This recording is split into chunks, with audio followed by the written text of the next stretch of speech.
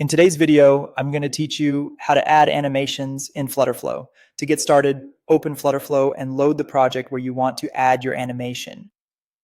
Once you're inside the project, go to the page you want to work on and click the element directly on your canvas. This could be a button, image, text, container, or another widget you want to bring to life. Selecting the correct element first is important because animations in FlutterFlow are applied to the specific widget you choose.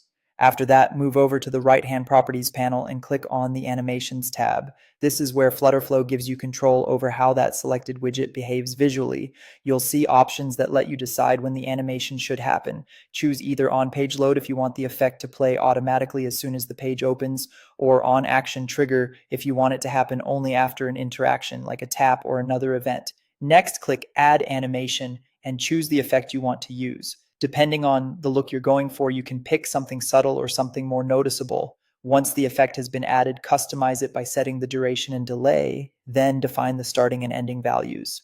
These settings control how fast the animation plays, whether it waits before starting, and how dramatic the movement or change appears.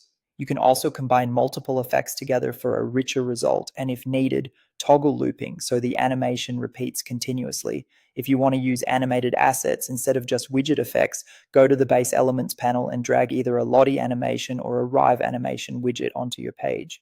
These are great for more advanced visuals or pre-built motion graphics. After placing the widget, set the path to the animation file and configure its settings so it displays and plays correctly on the page. For page transitions with a smooth shared element effect, select a widget on the starting page first, then go to the Properties panel and turn on Hero Tag. This allows FlutterFlow to link that widget to a matching one on another page. Next, open the destination page, select the corresponding widget there, and assign it the exact same hero tag. The tag must match perfectly for the animation to work correctly, and that's how you add animations in FlutterFlow, whether you're animating a single widget using Lottie or Reeve assets or creating polished hero transitions between pages.